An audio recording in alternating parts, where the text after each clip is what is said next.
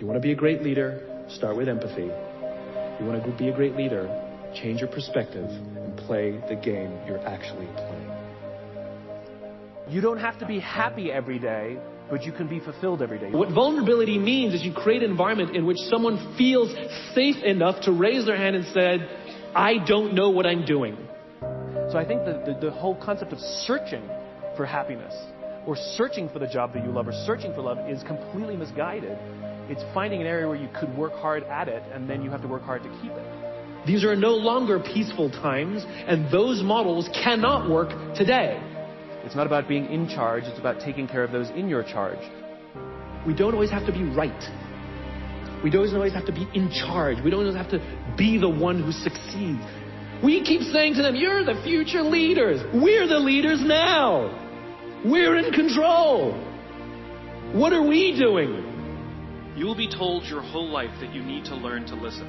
I would say that you need to learn to be the last to speak. How do I help my people be at their natural best? You must understand from where they are speaking, why they have the opinion they have, not just what they are saying. Now, who are you going to ask for help, and when are you going to accept help when it's offered? And so we've literally created cultures in which every single day everybody comes to work and lies, hides, and fakes. There's no winning the game of business. The infinite player isn't playing to be number one every day with every product. They're playing to outlast the competition. How do we advance our cause more efficiently, more productively than we did yesterday? The world is too dangerous and the world is too difficult for you to think that you can do these things alone. Empathy is being concerned about the human being, not just their output. You want to be an elite warrior. It's not about how tough you are. It's not about how smart you are. It's not about how fast you are. If you want to be an elite warrior, you better get really, really good at helping the person to the left of you and helping the person to the right of you. So you're dealing with an addicted generation. This is a big time bomb ticking.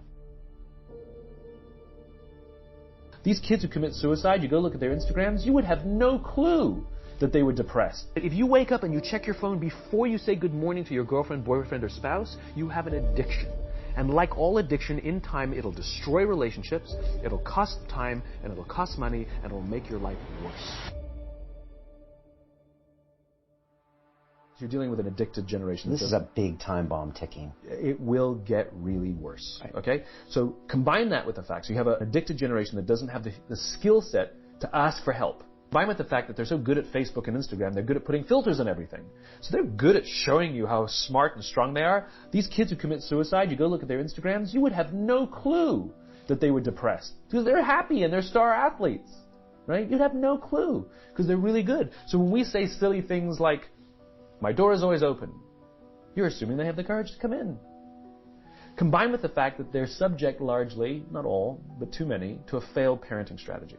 Because their parents told them they were special, they could have anything they wanted, they could be anything they want, they got medals for coming in last, the kids got into honors classes not because they deserved it, but because the parents complained, and some of them got good grades not because they earned them, but because the teachers didn't want to deal with the parents. And then the kids graduate college, and they get a job, and in an instant, they find out they're not special, they don't get anything for coming in last, their parents can't get them a promotion, and you can't have whatever you want just because you want it. And in an instant, their entire self-image is shattered. And so you have an entire generation growing up with lower self-confidence than previous generations. So you have lower self-confidence than previous generations, combined with an inability to ask for help with things that you're struggling with, and you turn to social media or a device, you keep checking, you count your likes, you count your likes, you count your followers, and if somebody unfriends you, oh my God, it's trauma. We're growing up in a Facebook, Instagram world. In other words, we're good at putting filters on things. We're good at showing people that life is amazing even though I'm depressed. And so everybody sounds tough, and everybody sounds like they got it all figured out. And the reality is there's very little toughness, and most people don't have it figured out. So you have an entire generation growing up with lower self-esteem than previous generations. Now let's add in technology. We know that engagement with social media and our cell phones releases a chemical called dopamine. That's why when you get a text, it feels good. Dopamine is the exact same chemical that makes us feel good when we smoke, when we drink, and when we gamble. In other words, it's highly, highly addictive. And you have an entire generation that has access to an addictive, numbing chemical called dopamine through social media and cell phones. They don't have the coping mechanisms to deal with stress. So when significant stress starts to show up in their lives, they're not turning to a person, they're turning to a device, they're turning to social media, they're turning to these things which offer temporary relief. We know, the science is clear, we know that people who spend more time on Facebook suffer higher rates of depression than people who spend less time on Facebook. If you're sitting at dinner with your friends and you're texting somebody who's not there, that's a problem. That's an addiction. If you're sitting in a meeting with people you're supposed to be listening to and speaking, and you put your phone on the table, face up or face down, I don't care, that sends a subconscious message to the room that you're just not that important to me right now, right? That's what happens. And the fact that you cannot put it away is because you are addicted, right? If you wake up and you check your phone before you say good morning to your girlfriend, boyfriend, or spouse, you have an addiction. And like all addiction, in time, it'll destroy relationships, it'll cost time, and it'll cost money, and it'll make your life worse. Combined with the fact there's an institutionalized impatience. They've grown up in a world of instant gratification. You want to buy something? You go on Amazon, it shows up the next day. You want to get in touch with someone? You don't leave a message on their machine and wait 4 hours for them to get the message. You just text them and they get back to you immediately. You want to watch a movie? You just log on and watch it. You don't have to check movie times, right? Everything happens instantly. You want to get a date? Swipe right. You don't even have to muster up the courage to go up and like, hey, you know? You don't have to. There you go, got a date. Everything you want, you can have instantaneously. Everything you want, instant gratification. Except job satisfaction and strength of relationships, there ain't no app for that. They are slow, meandering, uncomfortable, messy processes. And so the problem is, they're accused of being entitled. I don't think they're entitled at all. Not at all. I think they're impatient. I keep meeting these fantastic, smart, driven, ambitious, idealistic, fantastic kids who graduated school, they got a job, they want to make an impact in the world, and I go up to them and say, how's it going? And they say, I think I'm going to quit. I'm like, why? They're like, I'm not making an impact. I'm like, you've been here 8 months. And it's as if they see the summit of a mountain. It's as if they're standing at the foot of a mountain, they can see the summit, they can see the thing they want, I want to make an impact. What they don't see is the mountain. This large, immovable object. You can go up fast, you can go up slow, I don't care, but there's still a mountain. What they don't understand is that life, that relationships, and career fulfillment are a journey. There's no app for that. I got nothing. You've got to go through the slow, plodding, annoying, meandering process called career and life. But if they don't get it in 8 months, they go look for it somewhere else. And they don't get it, they go look for it somewhere else. It's impatience. And so what this young generation needs to learn is patience. That some things that really, really matter, like love, or job fulfillment, joy, love of life, self-confidence, a skill set, any of these things, all of these things take time. Sometimes you can expedite pieces of it, but the overall journey is arduous and long and difficult. And if you don't ask for help and learn that skill set, you will fall off the mountain. We're taking this amazing group of young, fantastic kids who were just dealt a bad hand. It's no fault of their own. And we put them in corporate environments that care more about the numbers than they do about the kids. They care more about the short-term gains than the long-term life of this young human being. We care more about the year than the lifetime, right? And so we are putting them in corporate environments that aren't helping them build their confidence, that aren't helping them learn the skills of cooperation, that aren't helping them overcome the challenges of a digital world and finding more balance, that isn't helping them overcome the need to have instant gratification and teach them the joys and impact and the fulfillment you get from working hard on something for a long time that cannot be done in a month or even in a year. And so we're thrusting to them in corporate environments, and the worst part about it is they think it's them. They blame themselves. They think it's them who can't deal. And so it makes it all worse. It's not. I'm here to tell them it's not them. It's the corporations. It's the corporate environments. It's the total lack of good leadership in our world today that is making them feel the way they do. They're just numbers on a spreadsheet. And so they enter work cultures that don't help them.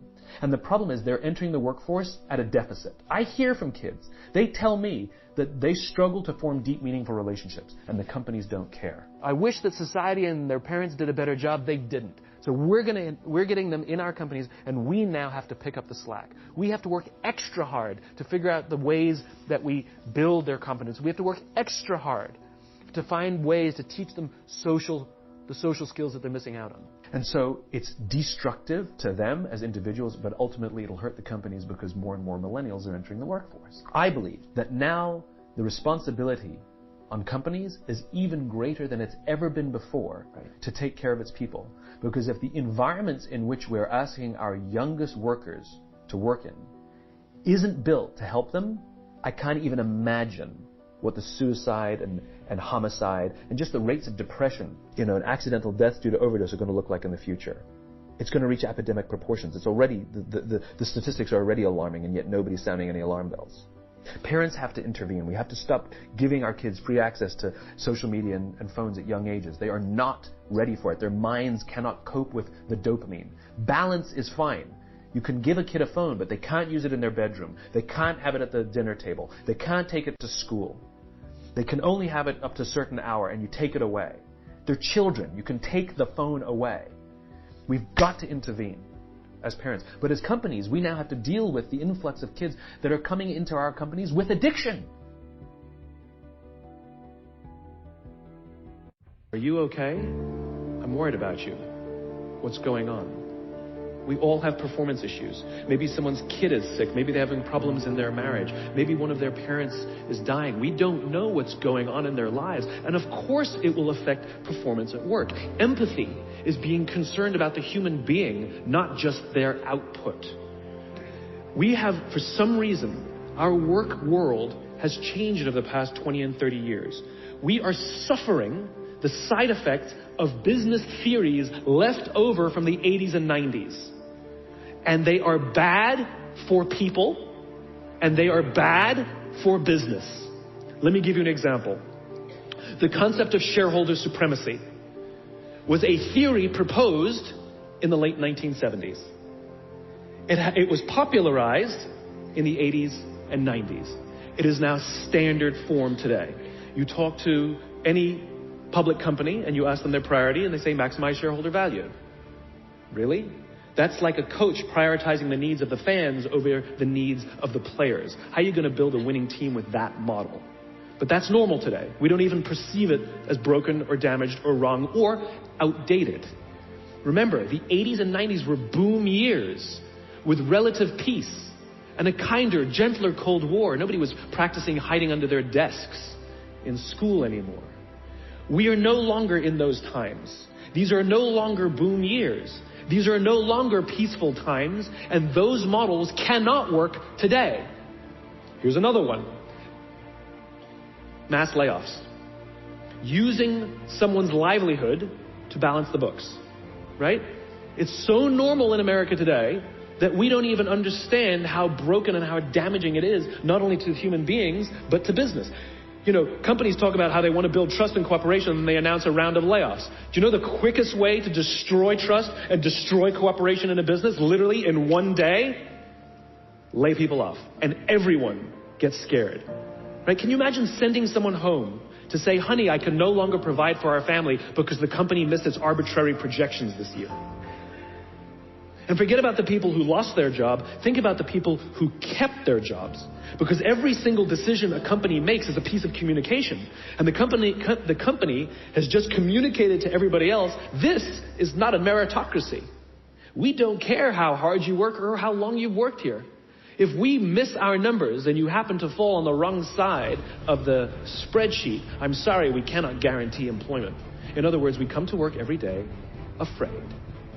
Where how would any of us ever stand up and admit, I made a mistake? Take care of each other. The United States Navy SEALs are perhaps the most elite warriors in the world. And one of the SEALs was asked, who makes it through the selection process? Who is able to become a SEAL? And his answer was, I can't tell you the kind of person that becomes a SEAL. I can't tell you the kind of person that makes it through buds. But I can tell you the kind of people who don't become SEALs. He says the guys that show up with huge, bulging muscles, covered in tattoos, who want to prove to the world how tough they are, none of them make it through.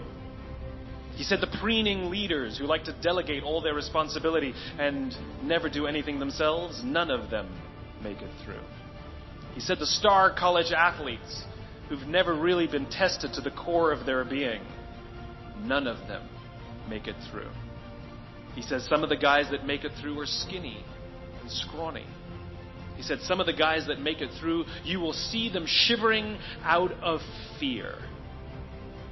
He says, however, all the guys that make it through, when they find themselves physically spent, emotionally spent, when they have nothing left to give physically or emotionally, somehow, some way, they are able to find the energy to dig down deep inside themselves, to find the energy to help the guy next to them. They become SEALs, he said. You want to be an elite warrior. It's not about how tough you are. It's not about how smart you are. It's not about how fast you are. If you want to be an elite warrior, you better get really, really good at helping the person to the left of you and helping the person to the right of you. Because that's how people advance in the world. The world is too dangerous and the world is too difficult for you to think that you can do these things alone. If you find your spark, I commend you. Now, who are you going to ask for help, and when are you going to accept help when it's offered? Learn that skill. Learn by practicing helping each other. It'll be the single most valuable thing you ever learn in your entire life. To accept help when it's offered and to ask for it when you know that you can't do it. The amazing thing is when you learn to ask for help, you'll discover that there are people all around you who've always wanted to help you. They just didn't think you needed it because you kept pretending that you had everything under control. And the minute you say, I don't know what I'm doing, I'm stuck, I'm scared, I don't think I can do this, you will find that lots of people who love you will rush in and take care of you. But that'll only happen if you learn to take care of them first. I don't like the term happiness. I like the term fulfillment. I like the term joy. You know, happiness to me is something that is fleeting. And you can have happiness because you win the piece of business, or you hit your numbers, or you go see a movie, and happiness is wonderful and it's great, and then it goes away. You know, it doesn't last. Where deep fulfillment, I think, is a much higher standard. Let me equate it to like, you don't like your kids every day, but you love your kids every day. You don't have to be happy every day, but you can be fulfilled every day. You don't have to like your job every day, but you can love your job every day. And I think that people confuse the two. And people are seeking happiness in their work, and they're doing it through all the ways you would think they would do it in short-term things. So like, you know, and you see it the way we lead young people too, which is we put in free food and bean bags and all these fun things at the office because we want to make our employees happy, and it absolutely works. It just doesn't make them fulfilled, and they still are unhappy and they still quit, or they still are unfulfilled and they still quit. And I think this is the problem. I think we've confused the terms because they're not the same. So I'm more interested in people finding deep fulfillment in their work. And I'm sure they will find happiness throughout that also. We're constantly being told you have to be vulnerable. Leaders are vulnerable. What does that even mean? It doesn't mean you walk around crying. I'm vulnerable, right? No, what vulnerability means is you create an environment in which someone feels safe enough to raise their hand and say, I don't know what I'm doing. You've given me a job and I haven't been trained to do it. I need help. I made a mistake. I screwed something up. I'm scared. I'm worried. All of these things no one would ever admit inside a company because it puts a target on your head in case there's another round. And so we keep it to ourselves. And how can a company ever do well if nobody's ever willing to admit they made a mistake, that's scared, or they don't know what they're doing? And so we've literally created cultures in which every single day everybody comes to work and lies, hides, and fakes.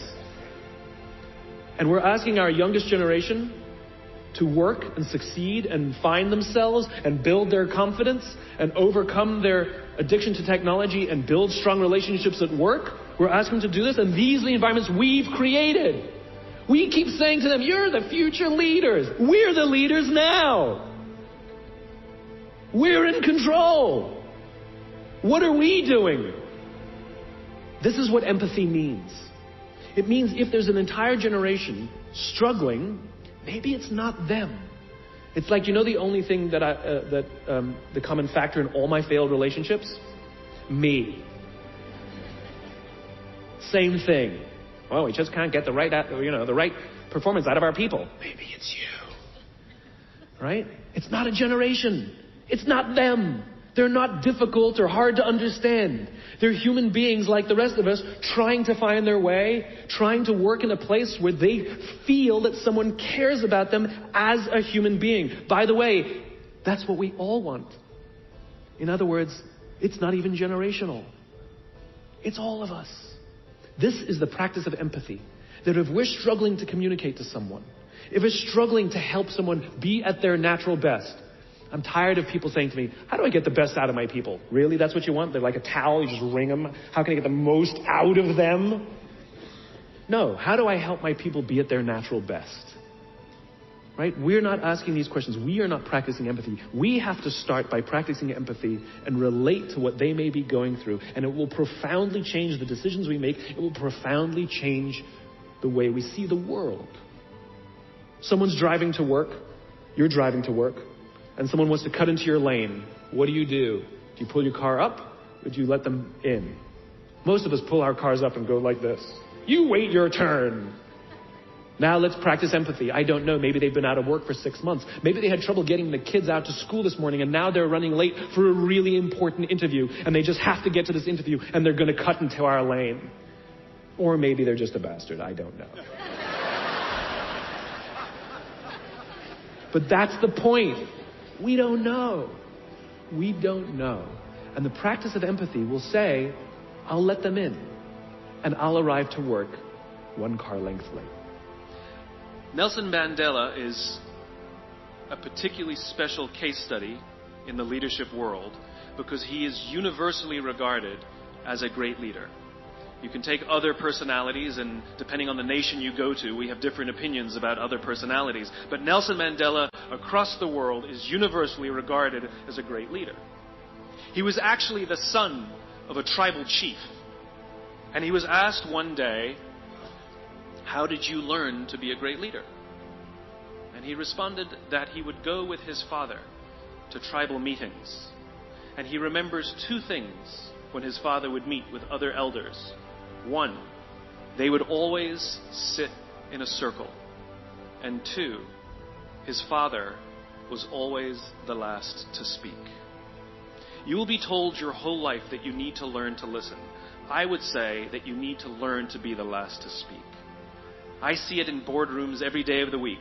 Even people who consider themselves good leaders, who may actually be decent leaders, will walk into a room and say, here's the problem, here's what I think, but I'm interested in your opinion, let's go around the room. It's too late. The skill to hold your opinions to yourself until everyone has spoken does 2 things. 1, it gives everybody else the feeling that they have been heard. It gives everyone else the ability to feel that they have contributed. And 2, you get the benefit of hearing what everybody else has to think before you render your opinion. The skill is really to keep your opinions to yourself. If you agree with somebody, don't nod yes. If you disagree with somebody, don't nod no.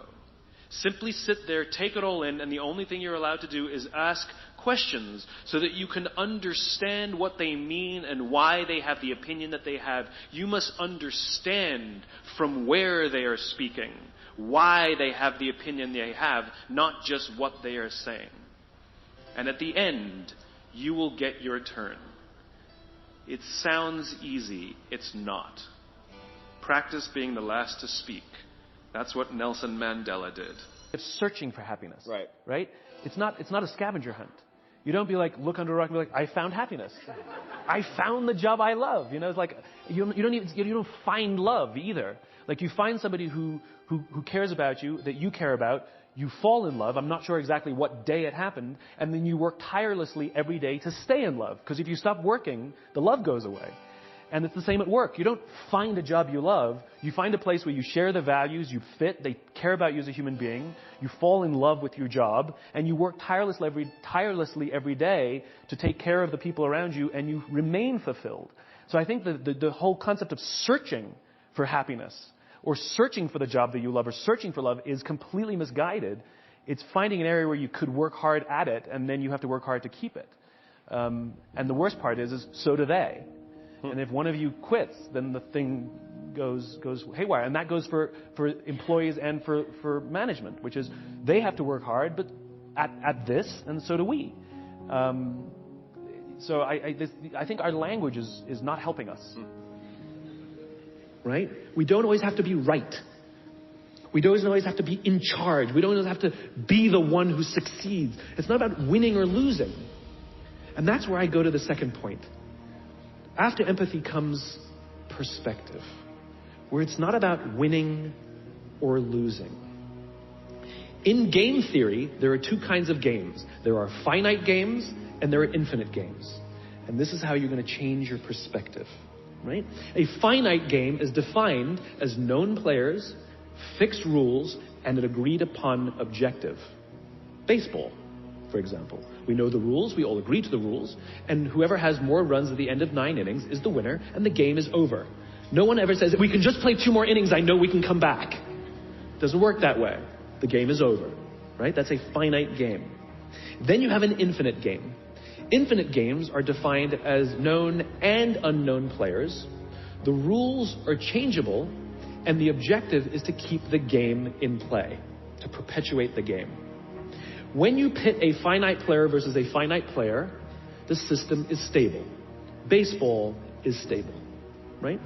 When you pit an infinite player versus an infinite player, the system is also stable. Like the Cold War, for example. Because there cannot be a winner and a loser. There are no winners and losers in an infinite game, right? It doesn't exist. And because there are no winners or losers, what ends up happening in the infinite contest is players drop out when they run out of the will or the resources to play. But there's no winners or losers. Problems arise when you pit a finite player versus an infinite player. Because a finite player is playing to win, and an infinite player is playing to keep the game going. Right? This is what happened to us in Vietnam. We were playing to win, and the Vietnamese were fighting for their lives.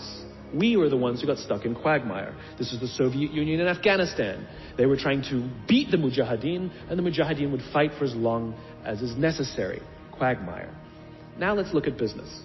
The game of business has pre-existed or has existed long before every single company that exists on this planet today. And it will outlast every single company that exists on this planet today. There's no winning the game of business. And the reason is because we haven't agreed to the rules. I get such a kick out of this. You realize how many companies actually don't know the game they're in, right? Listen to the language that the companies use. We're trying to beat our competition. We're trying to be number one. Did you know that we were ranked number one? Look at the listing. Based on what criteria? Revenues, profits, market share, square footage, number of employees. Based on what time frame? A quarter, a year, 5 years, 10 years, 20 years, 50 years, 100 years? I haven't agreed to those standards. How can you declare yourself the winner? How can you declare yourself number one when no one else in the game has agreed to the rules? It's arbitrary. There is no winning because there's no end. In other words, companies are playing finite games. Listen to their language. They're trying to beat their competition. What does that even mean?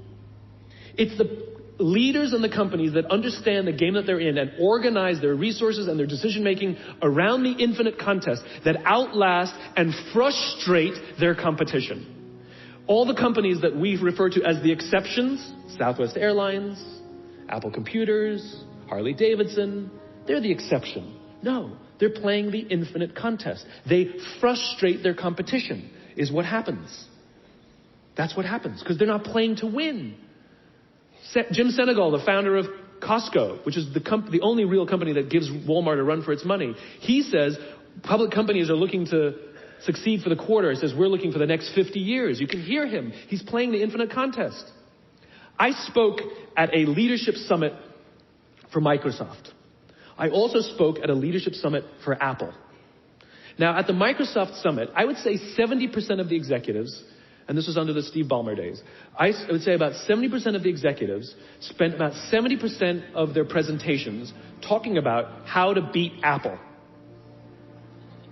At the Apple Summit, 100% of the executives spent 100% of their presentations talking about how to help teachers teach and how to help students learn. One was obsessed with their competition, the other one was obsessed with where they're going.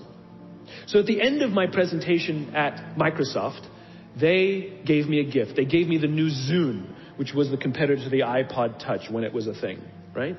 And I have to tell you, this piece of technology was spectacular. It was beautiful.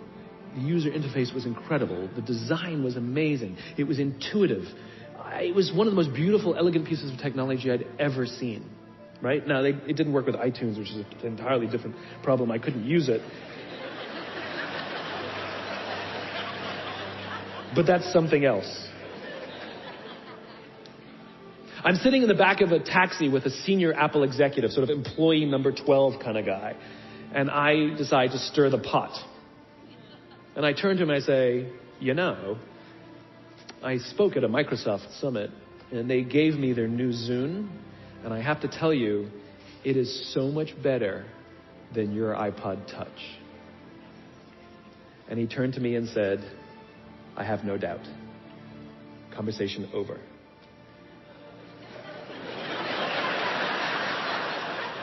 Because the infinite player isn't playing to be number one every day with every product. They're playing to outlast the competition. If I had said to Microsoft, oh, I've got the new iPod Touch, it's so much better than your new Zune, they would have said, can we see it? What does it do? We have to see it. Because one is obsessed with their competition, the other is obsessed with why they do what they do, the other is obsessed with where they're going. And the reason Apple frustrates their competition is because secretly, they're not even competing against them. They're competing against themselves. And they understand that sometimes you're a little bit ahead, and sometimes you're a little bit behind. And sometimes your product is better, and sometimes you're not. But if you wake up every single morning and compete against yourself, how do I make our products better than they were yesterday? How do I take care of our customers better than we did yesterday? How do we advance our cause more efficiently, more productively than we did yesterday? How do we find new solutions to advance our calling, our cause, our purpose, our belief, our why every single day? What you'll find is over time, you will probably be ahead more often. Those who play the infinite game understand it's not about the battle, it's about the war. And they don't play to win every day. And they frustrate their competition until their competition drops out of the game. Every single bankruptcy, almost every merger and acquisition is basically a company saying we no longer have the will or the resources to continue to play, and we have no choice to either drop out of the game or merge our resources with another player so that we can stay in the game. That's what that is. And if you think about the number of bankruptcies and mergers and acquisitions, it's kind of proof that most companies don't even know the game they're in. You want to be a great leader, start with empathy. You want to be a great leader, change your perspective and play the game you're actually playing. It's not about being in charge, it's about taking care of those in your charge. And I know many people who sit at the highest levels of organizations, we all do, who are not leaders. They have authority and we do as they tell us because they have authority over us, but we would not follow them. And we all know people who are very junior in organizations who have no authority, but they've made the choice to look after the person to the left of them, and they've made the choice to look after the person to the right of them, and that's why we call them leaders. Leaders are not necessarily the ones in charge, they're the ones with the courage to go first. First towards the unknown, first towards the danger, first to be humiliated because it's the right thing. And the amazing thing is the reason we call them leaders is because when they do that, others follow. And it really is a courage thing. So then it begs the question, where does courage come from? Spending time with folks in the military who, what I've learned is courage is not some deep internal fortitude. Like you don't dig down deep and find the courage. It actually is an external thing. So when I got to meet people who'd risked their lives, I asked them, why did you do it? You have a family, you have kids. No one would have faulted you if you didn't do it. No one would have ordered you to do what you did. Why did you do it? They all give the same answer, because they would have done it for me. In other words, when we have the belief that someone has our backs, when we have the absolute certainty that someone cares about us and is there by our side and believes in us, we actually are able to do extraordinary things. But without those relationships, It's very hard to muster courage. Some world-famous trapeze artist is not going to try a brand new death-defying act for the first time without a net. It's the net. It's that external thing that gives us the courage to do difficult things. In other words, it goes back to human relationships again. And so when we foster those relationships, when we foster the love in the community, we actually have the courage to do what you're saying we need to do. Mm-hmm. But when we don't, when politicians and businessmen, when we all feel lonely in positions of rank, I think that actually hurts the ability to lead. There was a former Undersecretary of Defense who was invited to give a speech at a large conference, about 1,000 people.